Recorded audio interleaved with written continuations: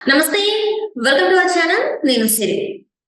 చంద్రబాబు నాయుడు గారైతే గతంలో ఉన్న చంద్రబాబు నాయుడు గారు కాదు. ఇప్పుడు కొత్త బాబు గారిని చూస్తారని చెప్పేసి ఫస్ట్ నుంచి మనం వింటూనే ఉన్నాం. అయితే ఇప్పుడు కూడా క్యాబినెట్‌లో అంటే క్యాడర్‌లో అయితే చంద్రబాబు నాయుడు గారు మారారు అని చెప్పేసి కొత్త ఉత్సాహం కూడా వచ్చింది అని చెప్పేసి మాట్లాడుతున్నారు. ఈ అంశాన్ని మనకు వివరించడానికి మనతో పాటు ఉన్నారు ప్రముఖ senior journalist, political analyst C S గారు.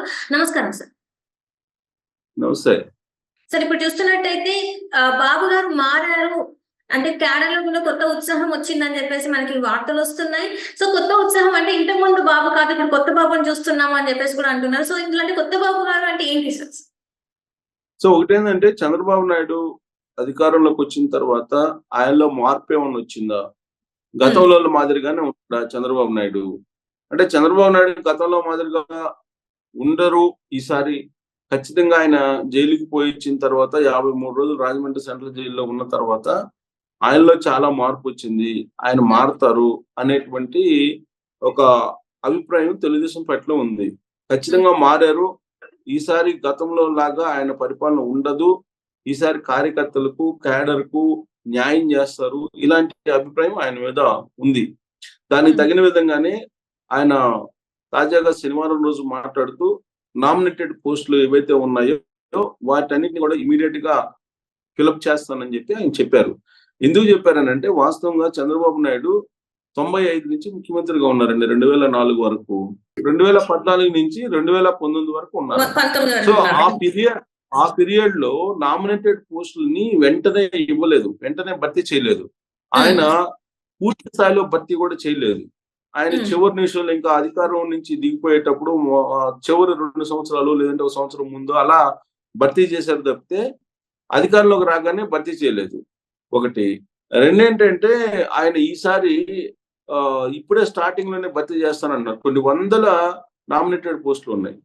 అవన్నీ కూడా 2019 నుంచి ఇటీవల వరకు త్యాగం చేసినటువంటి తెలుగుదేశం పార్టీ నాయకులకు, అలాగే క్షేత్రస్థాయిలో పనిచేసినటువంటి తెలుగుదేశం పార్టీ నాయకులకు కొంత ఆస్తి పరంగా గాని, ప్రాణ నష్టం గాని చవి చూసినటువంటి తెలుగుదేశం పార్టీ క్యాడర్‌కు, కుటుంబాలకి వాళ్ళకి కొన్ని పదవులు ఇచ్చి వాళ్ళని ఆదుకోవాలి అనేటువంటి అభిప్రాయం ఇప్పుడు చంద్రబాబు నాయుడులో ఉంది. ఆ దిశగా ఆయన ఆలోచిస్తూ ఉన్నారు. ఆయన 18వ తారీఖున తొలి కేబినెట్ సమావేశం జరగబోతుంది. 19వ తారీఖు నుంచి అసెంబ్లీ సమావేశాలు ఉన్నాయి. ఈ అసెంబ్లీ సమావేశాలు ముగిసిన తర్వాత నామినేటెడ్ పోస్టులు నింపాలి, భర్తీ చేయాలి అనేటువంటి ఆలోచన చేస్తూ ఉన్నారు. దీంతోటి క్యాడర్ లో ఒక రకమైనటువంటి జోష్ అయితే కనిపిస్తుంది. కారణం ఏంటంటే గతానికి భిన్నంగా ఈసారి చంద్రబాబు నాయుడు ఆయన ముఖ్యమంత్రిగా పదవి బాధ్యతలు స్వీకరించిన తర్వాత వెంటనే నామినేటెడ్ పోస్టులు కూడా భర్తీ చేయబోతున్నారు అనేటువంటి ఒక సందడి అయితే తెలుగుదేశం పార్టీలో కనిపిస్తుంది. దానితో పాటు జనరల్ గా ఏంటంటే ఎన్నికలప్పుడు మాత్రమే రాజకీయాలు, ఎన్నికలు అయిపోయిన తర్వాత అభివృద్ధి, పరిపాలన ఈ రెండే మాత్రమే ప్రస్తావించాలి. ఎన్నికల సమయంలో అప్పుడే ఎన్నికలు అని చెప్పి గతంలో చంద్రబాబు నాయుడు వ్యాఖ్యానించేవాళ్ళు. కానీ ఈసారి అలా కాకుండా చంద్రబాబు నాయుడు ఆయన మాట్లాడినటువంటి మాటల ప్రకారం ముఖ్యమంత్రిగా ఉంటూనే తెలుగుదేశం పార్టీ కార్యాలయానికి రెగ్యులర్ గా వస్తాను, టచ్ లో ఉంటాను అని చెప్పి అంటున్నారు. వీలున్నంత వరకు తెలుగుదేశం పార్టీ క్యాడర్ తోటి కానీ, సామాన్యులతోటి కానీ అందుబాటులో ఉంటానని చెప్పి ఆయన చెప్తున్నారు. ప్రజలకి నన్ను దూరం చెయ్యొద్దు అనేటువంటి ఒక కామెంట్ కూడా ఆయన చేశారు అధికారులను ఉద్దేశించి. ప్రజలకు నన్ను దూరం చేయొద్దు, ప్రజలకు ఎప్పుడు డోర్స్ ఓపెన్ చేసి ఉంటాయి, ఎవరైనా రావచ్చు, నన్ను కలవచ్చు అనేటువంటి అభిప్రాయాన్ని ఆయన వ్యక్తం చేశారు.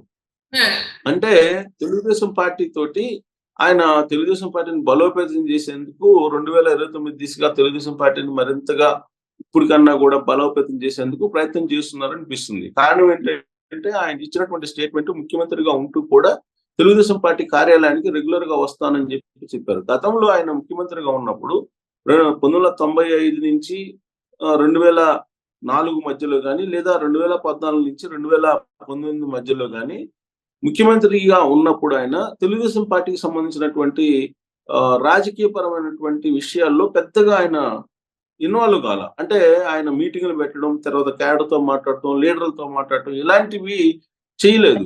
అంటే రాజకీయాల్లో పెద్దగా ఆయన చురుగ్గా పాల్గొనేవాళ్ళు కాదు కార్యక్రమాల్లో. కేవలం అభివృద్ధి, రాష్ట్ర అభివృద్ధి వీటి మీద దృష్టి పెట్టేవాళ్ళు ఆయన. సో ఈసారి అలా దానికి భిన్నంగా ఈసారి ముఖ్యమంత్రిగా ఉంటున్నప్పటికీ పరిపాలన సాగిస్తున్నప్పటికీ కూడా ఖచ్చితంగా పార్టీతో టచ్ లో ఉంటానని చెప్పి ఒక సంకేతం ఇచ్చారు. ఇక రెండో అంశం ఏంటంటే ఆయన గతంలో 3 సార్లు ముఖ్యమంత్రి అయ్యారు, ఇప్పుడు 4గోసారి ముఖ్యమంత్రి అయ్యారు ఆయన గతంలో 3 సార్లు ముఖ్యమంత్రిగా ఉన్నప్పుడు ఐఏఎస్లు ఐపీఎస్లకి ప్రాధాన్యత ఇచ్చారు. వాళ్ళు ఏది చెప్తే అది చేసుకుంటూ వచ్చారు. ఒకానొక సమయంలో నేను కూడా డైరెక్ట్ గా చూశాను. అంటే ఒక సీనియర్ జర్నలిస్ట్ గా నేను 2004 ఆ ప్రాంతాన 2099 నుంచి 2004 మధ్యలో ఆయన పరిపాలన ఎలా ఉండేది అంటే ఒక కలెక్టర్ గాని ఒక ఎస్పీ గాని తెలుగుదేశం పార్టీకి సంబంధించిన మంత్రి చెప్పినా గానీ వినకుండా తిరస్కరించేవాళ్ళు. అసలు రెస్పెక్ట్ కూడా చేసేవాళ్ళు కొంతమంది. రెస్పెక్ట్ కూడా చేసేవాళ్ళు కాదు కొంతమంది. అసలు అపాయింట్మెంట్ కూడా ఐఏఎస్లు ఐపీఎస్లు ఇచ్చేవాళ్ళు కాదు మంత్రులకు కూడా. ఇలాంటి పరిస్థితి నేను చూస్తే ఐఏఎస్లకి ఐపీఎస్లకి చంద్రబాబు నాయుడు ప్రాధాన్యత ఇచ్చేవాళ్ళు. ఎమ్మెల్యేలు మంత్రుల కన్నా కూడా కేవలం ఒక సీనియర్ మంత్రులు 4-5 తప్ప మిగతా వాళ్ళకి అసలు ప్రాధాన్యత ఉండేది కాదు. ఏది పోలీసు వర్గాల్లో అదే ఐఏఎస్లు ఐపీఎస్ల దగ్గర.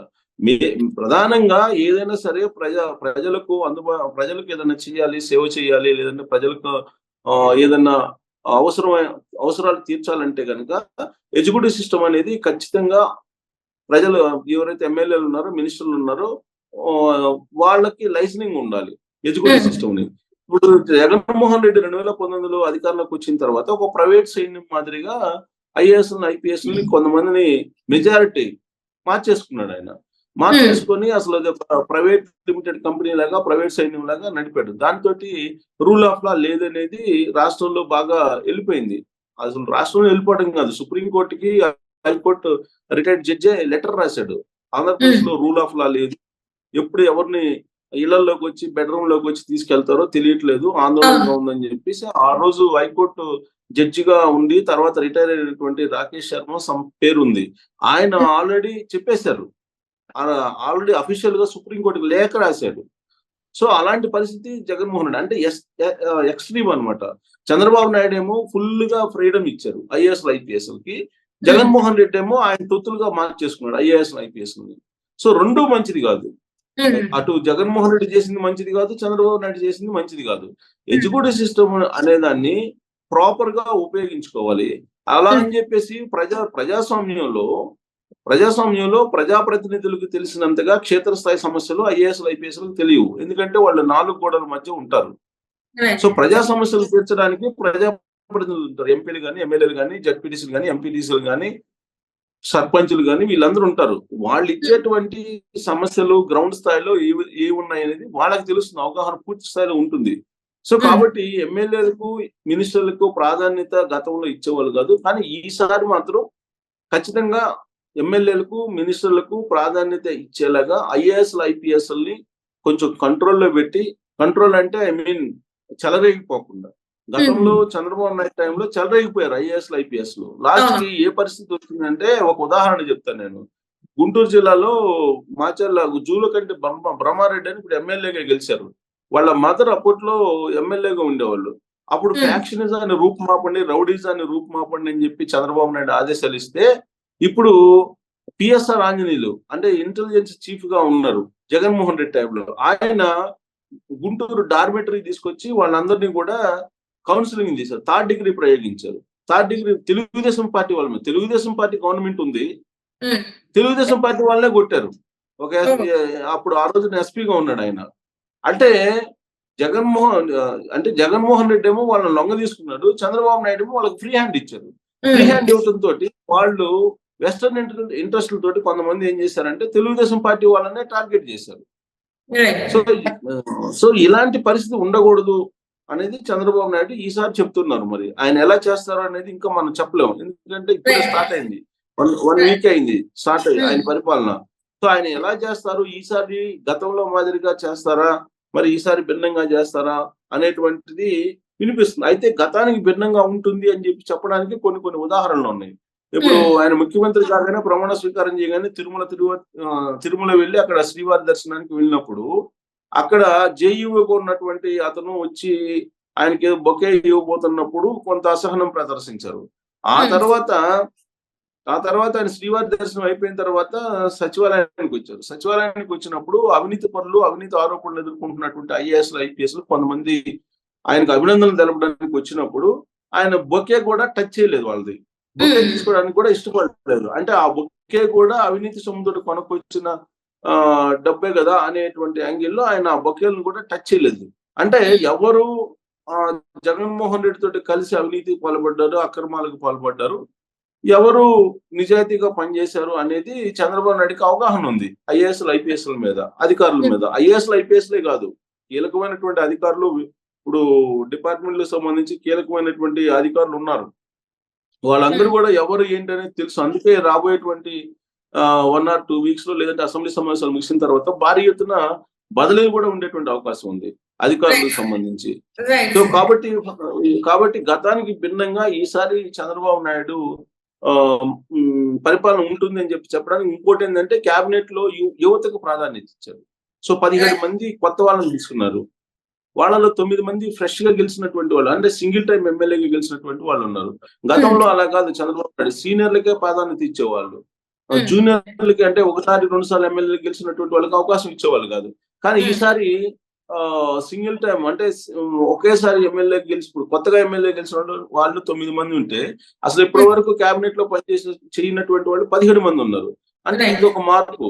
అంటే కొత్త జనరేషన్ కి అవకాశాలు కల్పిస్తూ పార్టీకి అలాగే ప్రభుత్వానికి మధ్య సమన్వయం చేసుకుంటూ ఆయన నామినేటెడ్ పదవులను కూడా ఫిలప్ చేయడానికి వేగంగా ముందుకెళ్తున్నారు అని అంటే డెఫినెట్ గా ఆయన మారినటువంటి చంద్రబాబు నాయుడుగా ఉన్నారు అనేది ఇప్పుడు క్యాడర్ లో ఒక కొత్త జోష్ అయితే కనిపిస్తుంది. Right sir, right. Thank you so much. మాతో పాటు జూమ్ కాల్ వచ్చింది. ధన్యవాదాలు.